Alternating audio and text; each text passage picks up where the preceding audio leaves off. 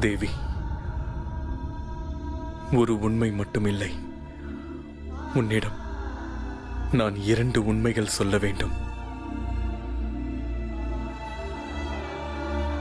உன் தந்தை வெறுக்கும் விஷ்ணு, நீ விரும்பிய விஷ்ணு, இருவரும், அந்த இருவரும் நான் தான்.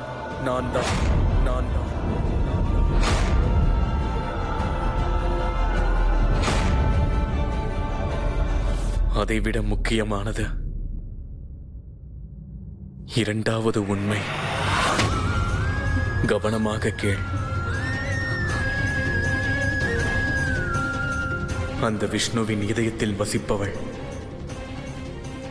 வைகுண்டத்தையே அலங்கரிக்கும் மகாலட்சுமிதான் இந்த நியதி. இல்லை, இல்லை. என் ஆசை நியதிதான் அந்த விஷ்ணுவின் மகாலட்சுமி.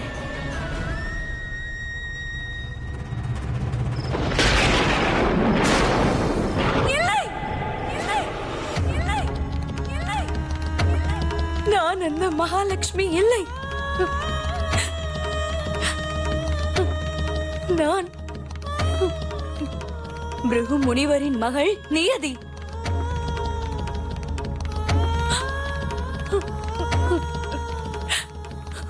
நான் உங்கள் மகாலட்சுமி என்று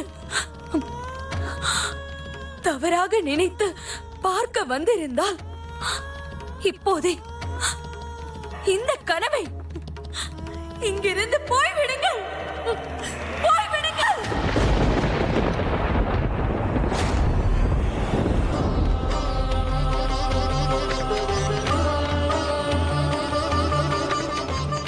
போய்விடுங்கள்.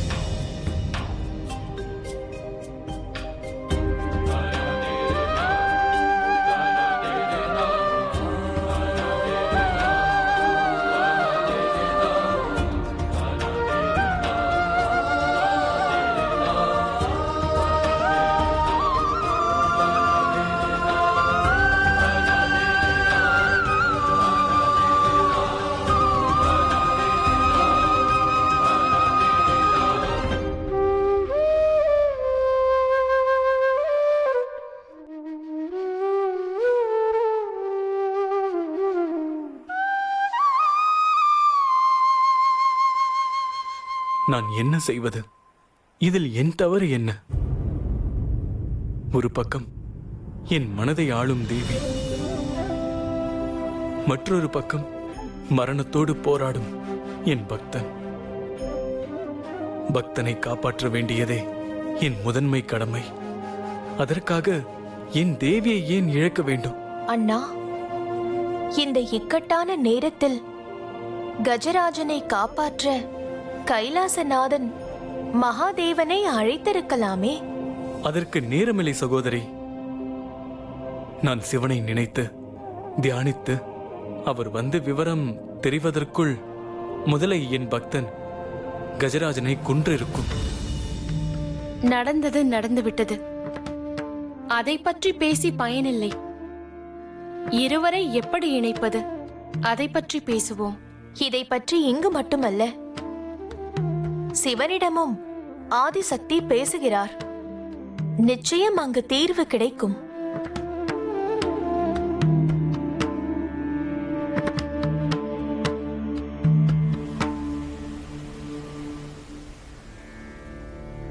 மகாதேவா, நியதியின் நிலைமையை பார்க்கவே பரிதாபமாக இருக்கிறது. ஆமாம் தாயே, நீங்கள் சொல்லிவிட்டீர்கள், நான் சொல்லவில்லை. ஆனந்தமாக புறப்பட்டு சென்ற மகாபிரபு பிருகுவிடம் பேசி நியதி தேவியுடன் இணைந்து விடுவார் என்றே நினைத்தோம். நியதி இப்போது இருக்கும் நிலைமையிலிருந்து வெளியே கொண்டு வர வேண்டும். தன்னை முற்றிலும் உணர வேண்டும். முதலில் நியதிக்கு தான் மகாலட்சுமி என்ற நினைப்பு திரும்ப வர வேண்டும். அது நடக்க வேண்டுமென்றால் நானே பிருகு ஆசிரமத்திற்கு செல்ல வேண்டும்.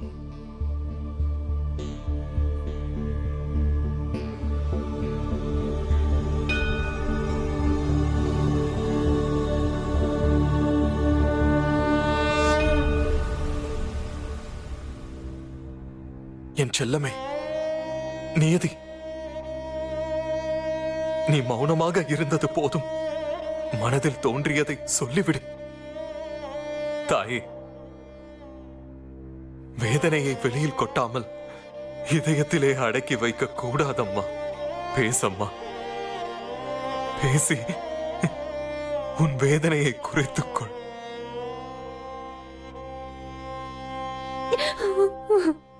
நியதி, என் செல்லமே, நான் இப்போது என் மனதார சொல்கிறேன். ஜோதிட சாஸ்திரத்தை அறிந்த நான் எதிர்காலம் நம் கையில் இல்லை என்பதை நான் நன்கு அறிவேன். எனக்காக வரப்போவது நல்லதோ கெட்டதோ எதுவானாலும் நான் தாங்கிக் கொள்வேன் தாயே, எதிர்கொள்வேன். ஆனால் உன்னை இந்த கோலத்தில் பார்க்க என்னால் முடியவில்லை தாயே. அப்பா அப்பா என்று உன் வாய் நிறைய அழைக்கும் போது என் நெஞ்சு நிறைந்திருந்தது தாயே, என் நெஞ்சு நிறைந்திருந்தது. இப்படி நீ வாயை மூடி மௌனமாக இருப்பதை பார்த்தால் என்னால் முடியவில்லை தாயே. நியதி, பேசம்மா. பேச நியதி, பேசம்மா.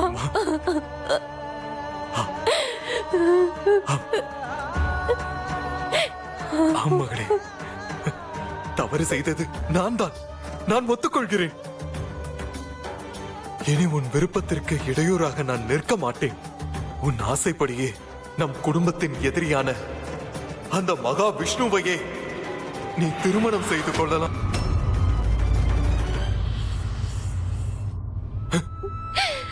நியதி,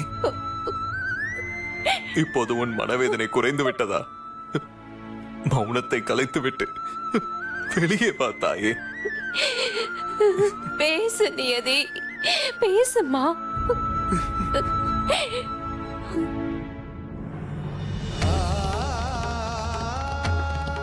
ஆம், இதற்கான தீர்வு பரமேஸ்வரனிடமே இருக்கிறது. அவரிடமே முறையிடுவோம். அந்த பரம்பொருளே என் மகளுக்கு தீர்வை சொல்ல முடியும்.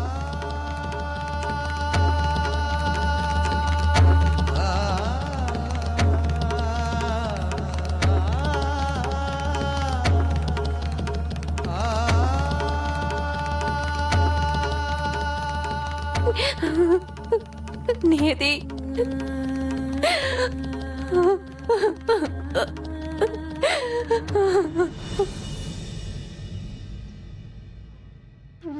நாரதா, என் இதய ராணி என்னிடம் திரும்பி வருவாள் என்று பிருகு ஆசிரமத்திற்கு அருகில் இவ்வளவு காலம் வாசம் செய்தேன். இனி அது நடக்காது என்பதால் இதற்கு மேல் இங்கு வாழ்வது வீண்தான். நான் திரும்ப வைகுண்டத்திற்கே செல்கிறேன்.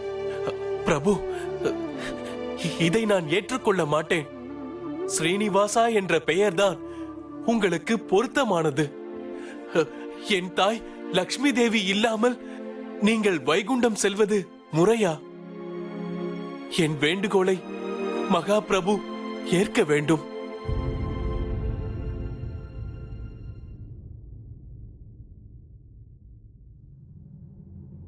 என்னவென்று சொல் நாரதா. பிரபு, நீதி ரூபத்தில் இருக்கும் என் தாய் லக்ஷ்மி தேவியை நீங்கள் மணந்து கொள்வீர்கள் என்று எல்லா தேவர்களும் எதிர்பார்த்திருக்கிறார்கள். அவர்கள் எதிர்பார்ப்பு ஏமாற்றமாக இருக்கக்கூடாது என்று உங்கள் இருவரையும் சேர்த்து வைக்க கைலாசநாதன் மகாதேவன் பிருகு ஆசிரமத்திற்கு சென்றிருக்கிறார்.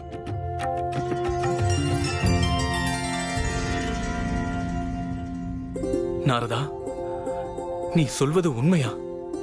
கைலாசநாதன் என்னையும் மகாலட்சுமியையும் சேர்த்து வைக்க பிருகு ஆசிரமம் சென்றிருக்கிறாரா?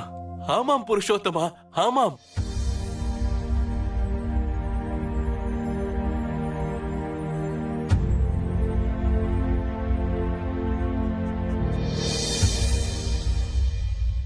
பிரபு, பரமேஸ்வரன் அங்கே சென்றதால் நீங்கள் இவ்வளவு காலம் இங்கே கழித்ததற்கு நற்பலன் நிச்சயம் கிடைக்கும்.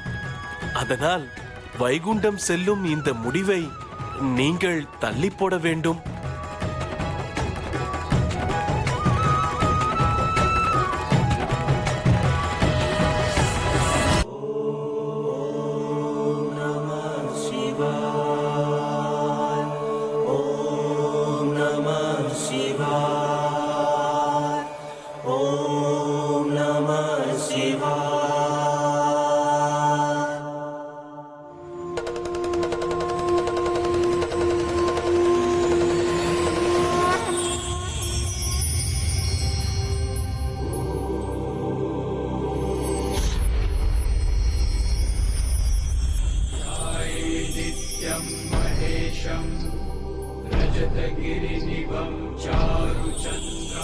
மகாதேவா, சங்கரா, பரமேஸ்வரா, எங்களின் இந்த வேண்டுதலுக்கு செவிசாய்த்து இந்த ஆசிரமத்திற்கு வந்தது நாங்கள் செய்த பாக்கியம்.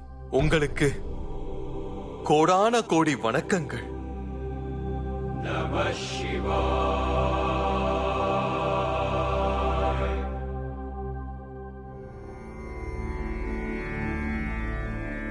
பிருகு முனிவரே, உங்கள் குடும்பத்திற்கு என் அன்பும் ஆசியும் என்றும் உண்டு. அதற்காகவே உங்களுக்கு நல்லது நடக்க நான் இங்கு வந்திருக்கிறேன்.